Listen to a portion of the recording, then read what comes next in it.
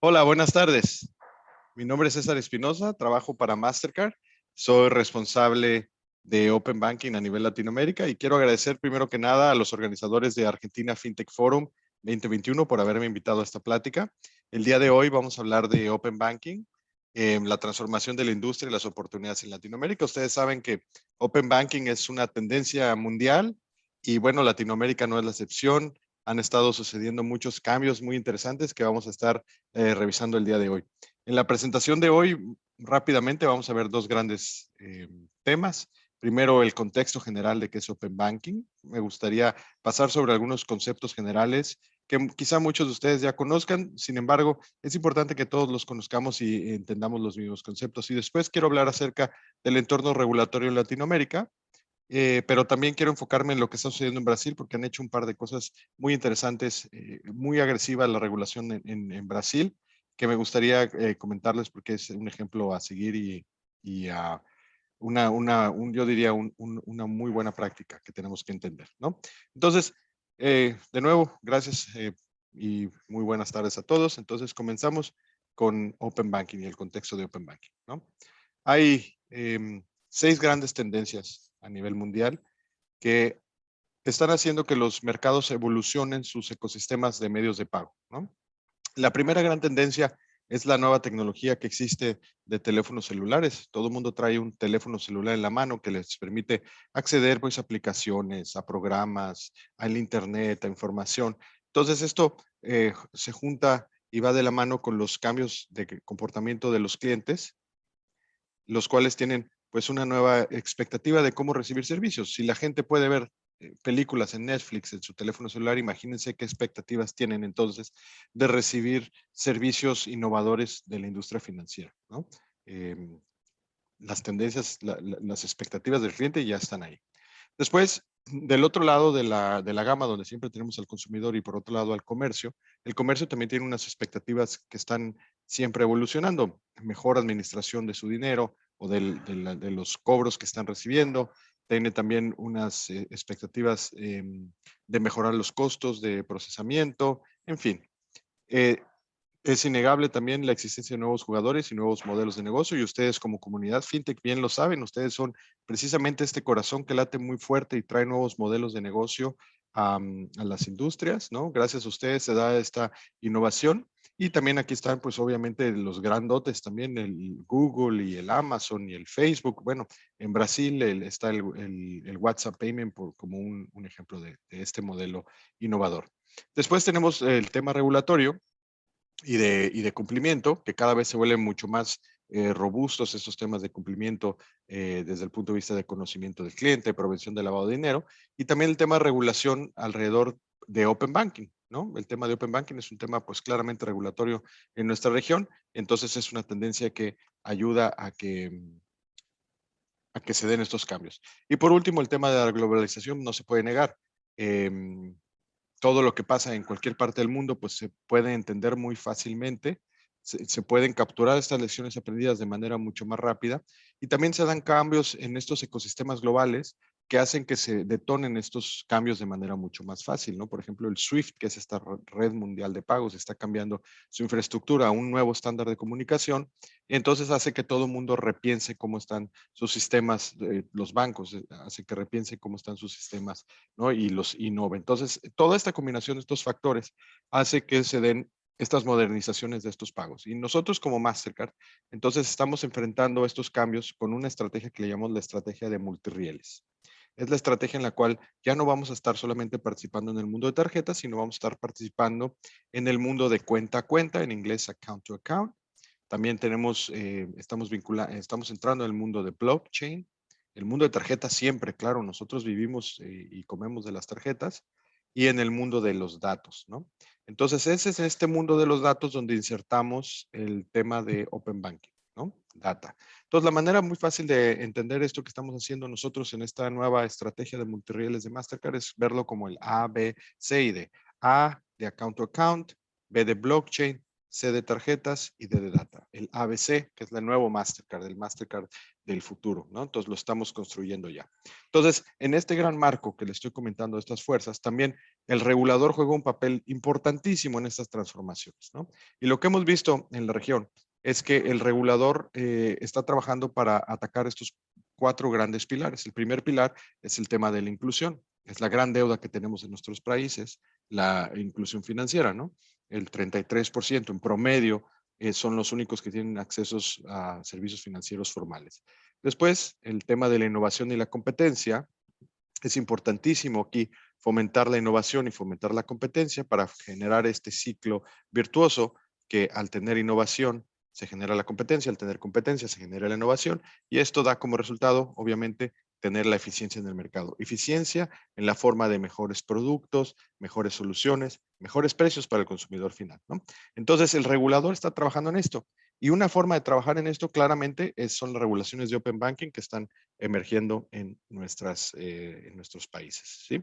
Entonces, de nuevo, es inclusión financiera, principal pilar a resolver por parte de los reguladores, fomentar la innovación y la competencia, tener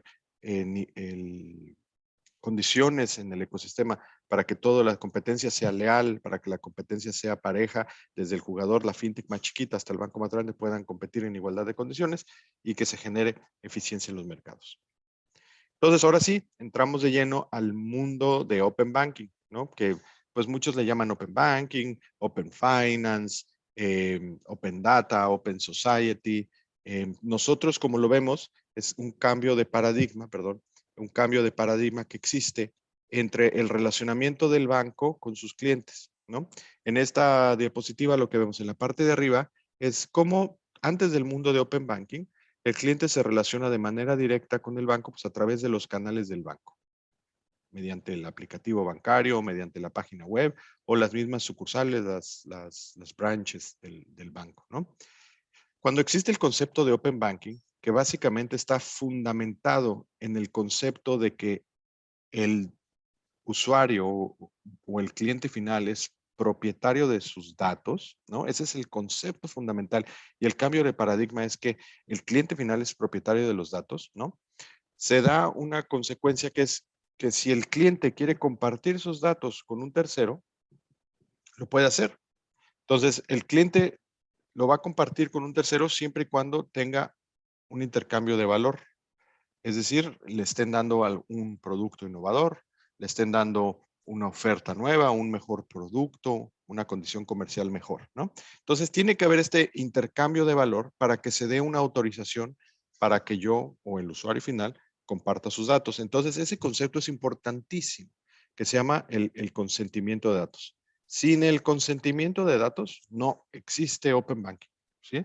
La tecnología puede existir, la infraestructura puede existir, pero si el cliente final no se le pega la gana dar el consentimiento, pues no va a suceder nunca, ¿no?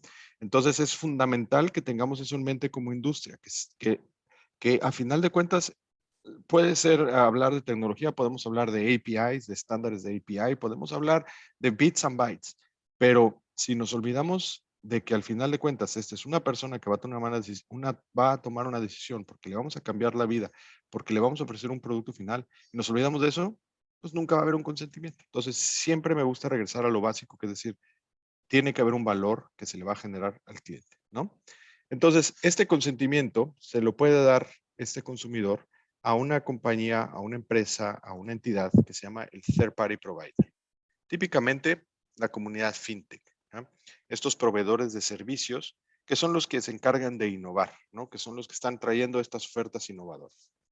Y esta información la extraen típicamente, y digo típicamente porque pues pueden ser las mismas fintechs las que están participando en este intercambio de información, pero típicamente esta información vive en los bancos, ¿no? Entonces, un flujo típico es la información que vive, la información del cliente que es propiedad del cliente, que vive en el banco, fluye del banco hacia un proveedor de servicios, un third party provider, típicamente una fintech, ¿no? Puede ser a través de manera directa, una conexión de manera directa. Entonces, imagínense en un ecosistema ya maduro, donde tengas cientos de fintechs operando y una decena de bancos operando del otro lado, pues esto se va a volver entonces una maraña de conexiones impresionante, ¿no? Donde imagínense mantener este número de conexiones, se vuelve una cosa muy poco eficiente. Entonces, ahí sale el concepto del Data Aggregator, que es esta entidad que está en el medio, que ayuda a establecer estas conexiones de forma tal que el third party provider, mediante una conexión al Data Aggregator, se le pueda desdoblar las conexiones a n número de bancos. Y de igual forma, el banco conectándose a un Data Aggregator, se le pueda desdoblar la conexión a n número de fintechs o de third party providers, ¿no? Entonces, este concepto no es nuevo, es precisamente lo que hace Mastercard en el mundo de tarjetas al conectar un adquirente y un emisor. Es simplemente facilitar el problema, la multiconexión de redes y facilitar una sola conexión a los jugadores, ¿no? Entonces, por eso también es nuestra intención participar en estos ecosistemas precisamente como un agregador de datos, asegurando esta interconexión de información, ¿no? Entonces, esto es el concepto central de Open Banking. El concepto central de Open Banking es que tiene que existir un consentimiento del cliente, porque la data es propiedad de ellos. Este consentimiento del cliente va a venir si y solo si hay una propuesta de valor interesante de un third party provider. Y el third party provider va, para poder ofrecer esa propuesta de valor, tiene que extraer los datos de la información del cliente, del banco o de donde estén viviendo esos datos. Hay dos tipos de TPPs. El que le llamamos en inglés el AISP, que viene de sus siglas en inglés, el Account Information Service Provider, que es esta organización que extrae la información, la procesa y da una oferta. Por ejemplo, lo que le llaman en inglés el Personal Finance Management, que son esos aplicativos que te ayudan a gestionar tus finanzas.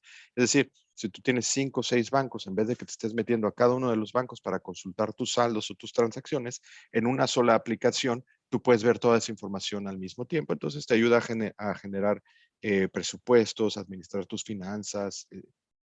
Se vuelve mucho más fácil de gestionar.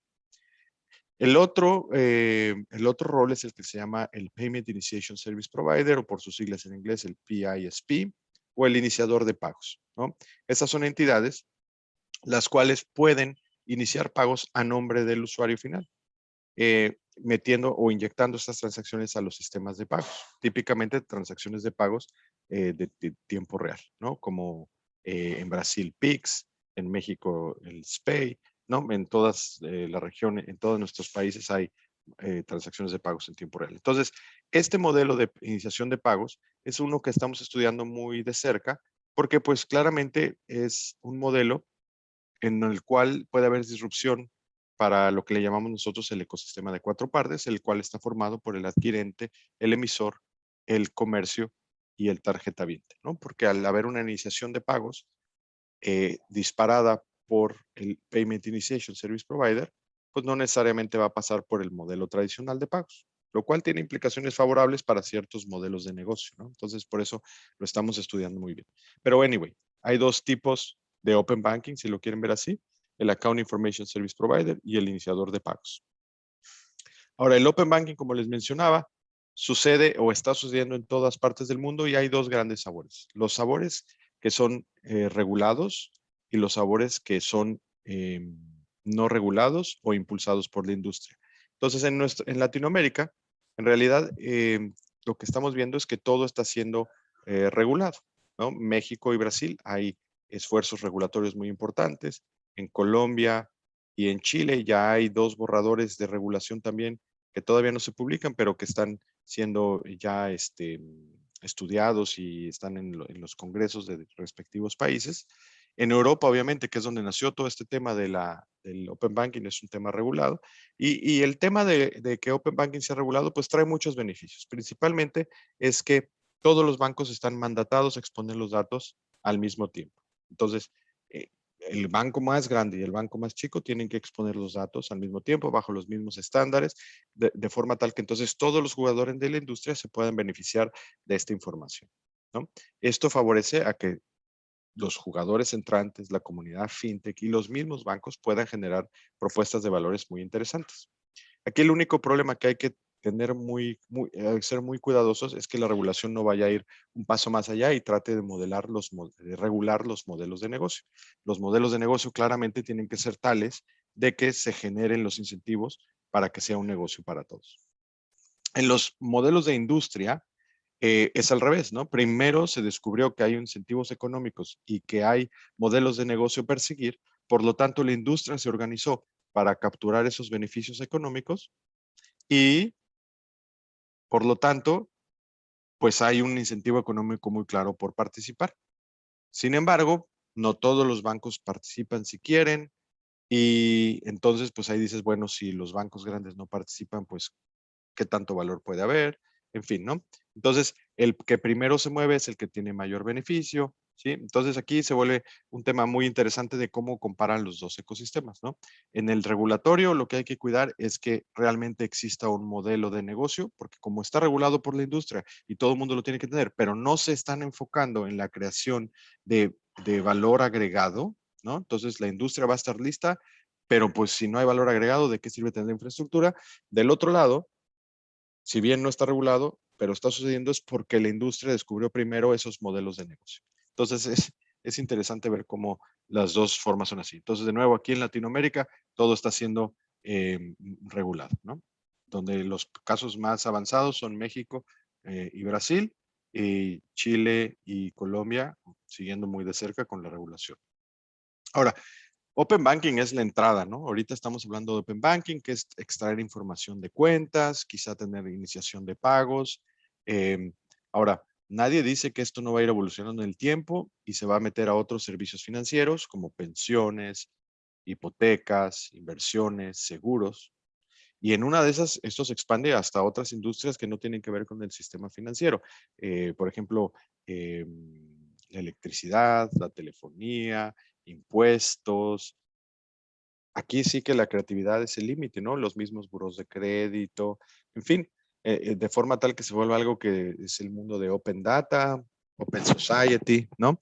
Pero ahora realmente lo que está sucediendo en Latinoamérica, pues es claramente un Open Banking, quizá un Open Finance, como vamos a ver más adelante, con Brasil teniendo un poco más de otros productos más allá de los servicios de captación. Pero aquí lo importante es ver es cómo el futuro es muy, muy brillante, cómo no solamente va a ser Open Finance, Open Banking, sino que esto nos indica a que va a haber una oportunidad increíble de crecimiento para todos los que estemos jugando en este espacio de intercambio de data, de información. Entonces, ustedes como comunidad fintech, pues claramente deben de estar viendo esta oportunidad y lo interesante que va a ser en el futuro, ¿no? Después, mucho se habla de quiénes van a ser los ganadores y los perdedores y quiénes son los afectados. Y no, en realidad aquí yo creo que todos van a ser ganadores de cierta forma mientras se mantenga este enfoque central al consumidor. El gran ganador va a ser el cliente, porque el cliente va a siempre tener soluciones innovadoras, va a tener mejores productos, va a poder tomar mejores decisiones al tomar créditos, va a tener mejor transparencia, mejor control, mejores precios, mejores servicios, en fin, ¿no? Lo que siempre hablamos al tener mercados más eficientes. Ahora, para la comunidad fintech y los jugadores digitales, pues va a permitir ofrecer mejores servicios, mejor personalización, porque van a tener acceso a información de datos que ahorita no tienen, ¿no? Entonces, va a permitir mejor conocimiento del cliente. Y para el banco también aplican los mismos argumentos, ¿no? Simplemente es que el banco también tiene que hacer mucho más trabajo, pero nadie dice que el banco no lo pueda hacer, ¿no? El banco tiene que ver hacia adentro primero, integrar sus propias bases de datos, porque ustedes saben que ustedes pueden ser clientes de un banco y tener, ser clientes hipotecarios, ser clientes de nómina y a lo mejor ni siquiera estar conectados, ¿no? Y entonces el banco primero tiene que hacer la tarea hacia adentro de integrar las bases de datos. Después, el banco puede jalar las informaciones de otros bancos y generar estos insights del cliente y después generar propuestas de valor adecuadas para el cliente, ¿no? Entonces, el banco también puede ser un jugador en este ecosistema si hace todos esos pasos. Entonces, me imagino que ustedes muchos están sonriendo ahorita porque claramente, pues, em, la tiene complicada, pero muchos bancos ya lo están viendo y muchos bancos lo están trabajando, ¿no? Entonces va a haber bancos que van a ser ganadores y bancos que se van a quedar relegados. Entonces, por eso digo, no va a haber realmente grandes ganadores y perdedores, sino en realidad es quien sepa tomar la oportunidad va a poder tener una posición dominante. Aquí es lo que les decía un poco de cómo los bancos pueden jugar en una gama interesante de opciones. La primera es la que le llamamos el Regulation Plus, que es decir, el banco puede ser pasivo y nada más exponer los datos vía APIs como lo requiere la regulación. Puede a lo mejor exponer Premium APIs, que es, bueno, aquellas informaciones que no están incluidas en la regulación, las pueden apificar y vender, ¿no? Que es así como lo mínimo que pueden hacer. Pueden fungir un rol de TPP, es decir, competir con las fintechs para poder extraer información de otros bancos y competir en propuestas de valor innovadoras, Account Information Service Provider, como lo que les decía, Personal Finance Management, eh, Cash Liquidity Manager Management para las pequeñas y medianas empresas, en fin, aquí estos son ejemplos, ¿no? Porque a final de cuentas hay un sinnúmero de casos de uso que se pueden hacer y la innovación es precisamente aquí donde se va a dar el caso de innovación.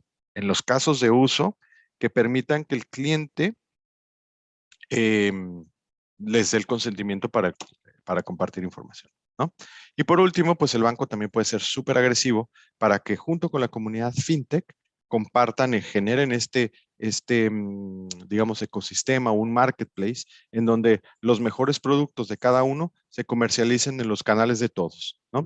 No hemos visto esto a nivel mundial todavía sucediendo, pero puede ser un ejemplo de cómo puede evolucionar un mercado en un futuro, ¿no? Después, como les decía, como banco es complicado porque tienen que hacer mil cosas, tienen que poner orden en la casa, pero el mensaje que les quiero dejar a ustedes, y creo que lo ven muy bien, esto no es un tema nada más tecnológico, no es nada más un tema de APIs, no es nada más un tema de conectarse, tiene que ver con toda la organización, tiene que ver con diseñar las estructuras de control adecuado a lo largo de toda la organización, porque pues se aplica a diferentes unidades de negocio y la información que se extrae de Open Banking sirve para ofrecer créditos de diferentes productos, no solamente para productos de captación, ¿no?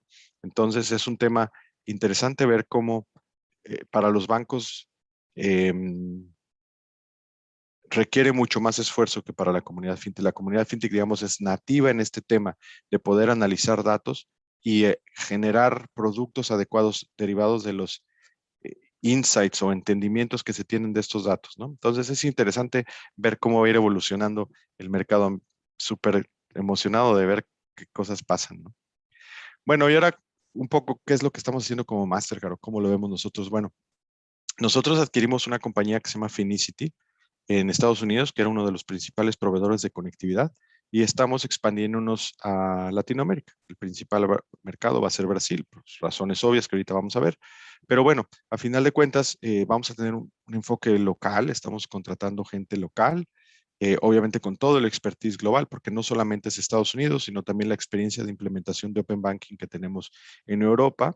Y nuestro objetivo es dar conexión, proveer, ser este intermediario de conexión, como lo mencioné al principio, pero también dar otras capas de servicios de valor agregado, como damos en Mastercard, que es Analytics, Insight, y también traer otros assets que tenemos como Mastercard que permiten generar este ecosistema. Entonces, no solamente vamos a ser un proveedor más de conexión o de Analytics, sino vamos a tratar de generar este ecosistema en el cual todo mundo gana.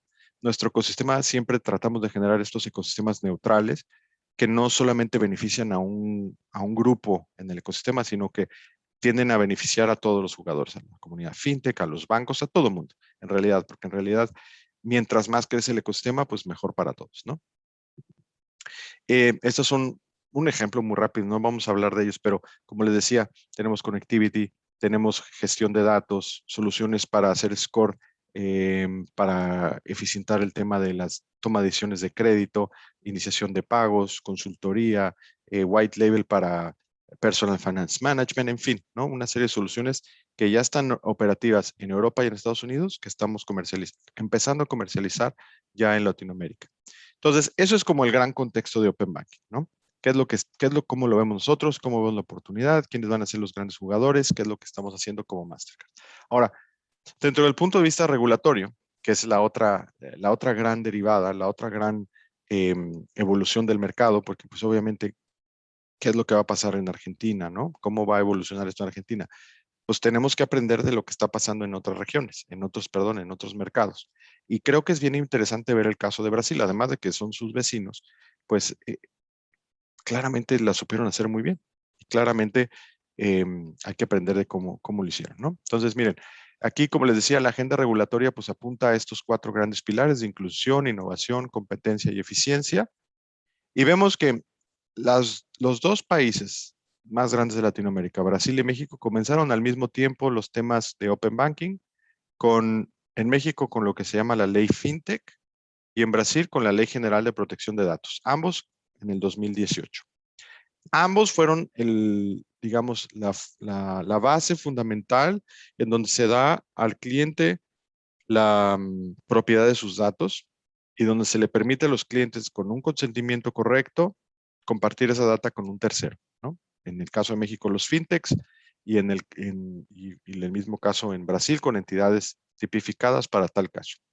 Y de ahí se deriva la implementación de Open Banking en distintas fases para no implementar todo de golpe. Se comienza con una fase muy básica, que es la fase como de prueba, en el cual el banco comienza a exponer los datos vía APIs o la conexión API. En ambos casos, en ambos países, esta conexión es de datos públicos, ¿no? En el caso de Brasil, es información de producto, ¿no? Las condiciones de precio, las condiciones comerciales de productos de depósito, de ahorros, de prepago y de crédito. Esta información obviamente se puede conseguir en las páginas web de los bancos, sin embargo se expone de manera API para que cualquier tercero la pueda jalar, sin necesidad de tener consentimiento porque son informaciones públicas. En el caso de México es lo mismo, pero con información de cajeros automáticos. Chistoso también porque es información pública. De hecho, Mastercard, Visa, American Express tienen APIs ya de hace mucho tiempo con información de cajeros, no solamente en México, sino en todas partes del mundo. Entonces, bueno, la fase 1 de ambas regulaciones es como para comenzar a probar esta apificación de datos. La segunda fase en ambas regulaciones trata acerca de lo que se llama el transactional data, es decir, compartir esta información de las cuentas de captación de todas las entradas y todas las salidas, entradas de depósitos, salidas de transferencias electrónicas, salidas de usos en cajeros automáticos, salidas de uso en tarjetas de débito, en cheques, lo que sea, ¿no? Entonces, en ambos casos incluye el mismo alcance, obviamente conceptualmente, ¿no? En el caso de Brasil, se implementó ya, los bancos están ya operativos a finales de agosto. En México se corrió un piloto a finales de diciembre del 2020.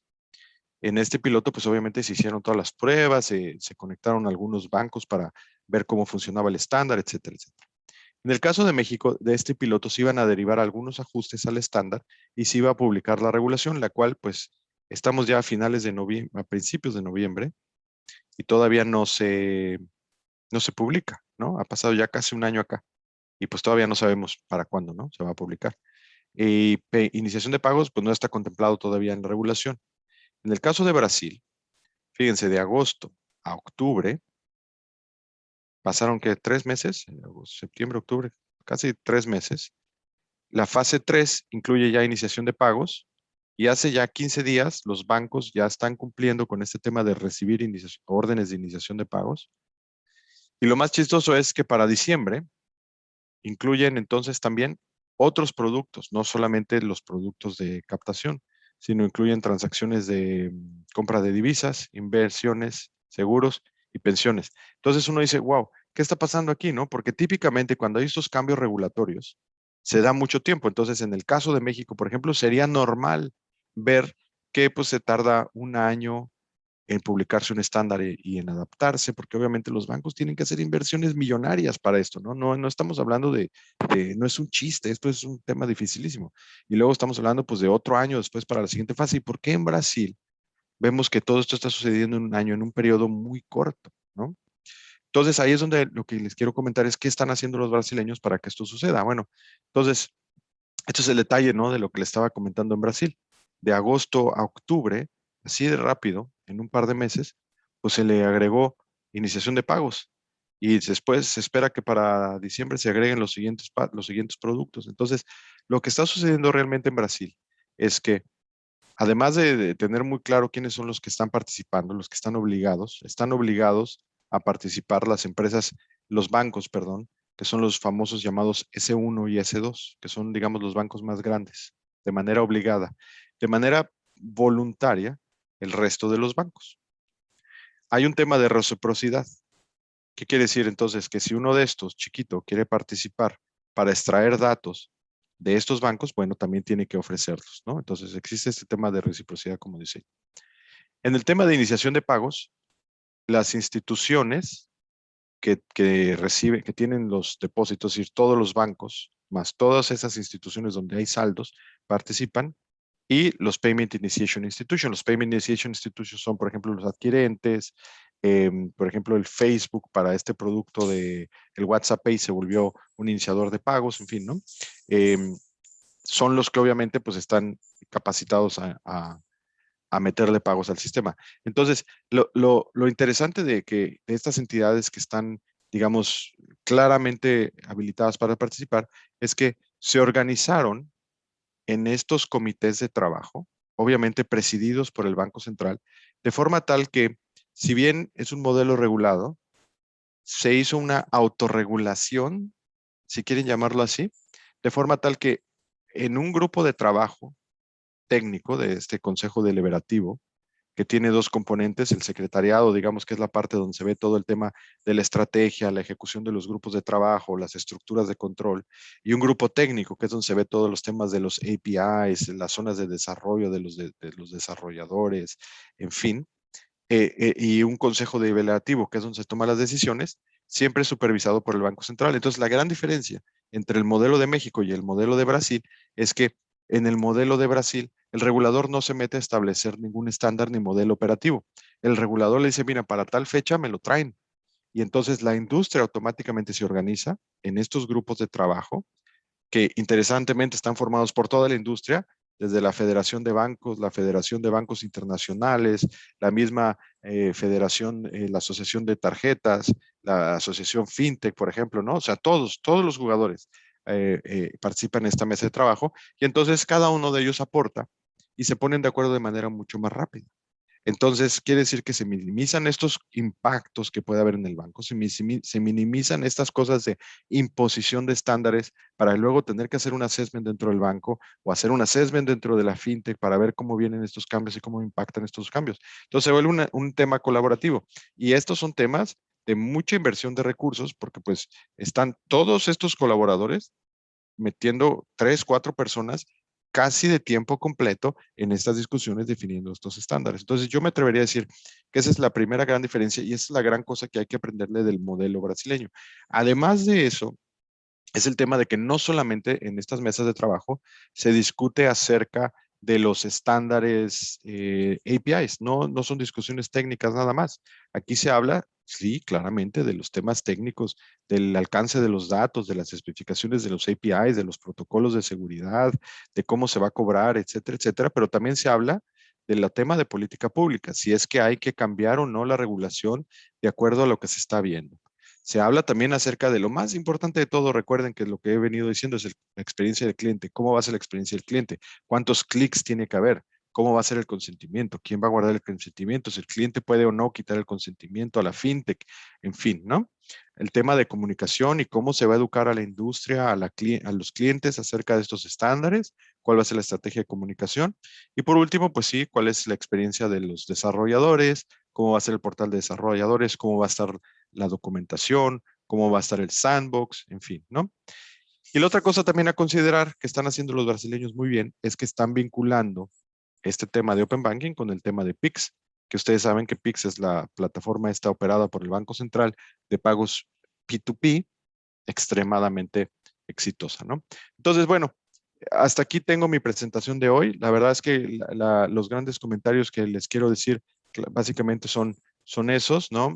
Cómo el modelo brasileño es un modelo que, si bien es regulado, se ha prestado para la autorregulación, lo cual permite entonces que todas estas fuerzas en el mercado, los diferentes puntos de vista que puede haber, como la banca, la comunidad fintech, las banderas, todo mundo que participa en este ecosistema pueda poner su punto de vista, pueda opinar y hace que se alcance de manera mucho más rápida un estándar, ¿no? Entonces, bueno, claramente este mundo de Open Banking es la nueva frontera. Imagínense todo lo nuevo que vamos a poder hacer en conjunto y sobre todo ustedes como comunidad fintech, lo nuevo que van a poder aportar a estos ecosistemas desde el punto de vista de innovación, nuevas experiencias del cliente. Entonces, bueno, encantadísimo de ver lo que van a traer y lo que van a estar haciendo y aportando al mercado. Y bueno, de nuevo, me da mucho gusto haber participado con ustedes y agradezco mucho a los organizadores de la Argentina FinTech Forum por esta invitación. Y bueno, muchísimas gracias y de veras cualquier duda, cualquier comentario que tengan, por favor, mándenme un correo a mi dirección. Está muy fácil, es mi nombre, César.espinosa con Z @mastercard.com. Repito, César.espinosa @mastercard.com. Y bueno, muchísimas gracias por su tiempo de hoy. Les mando un gran saludo. Chao, chao.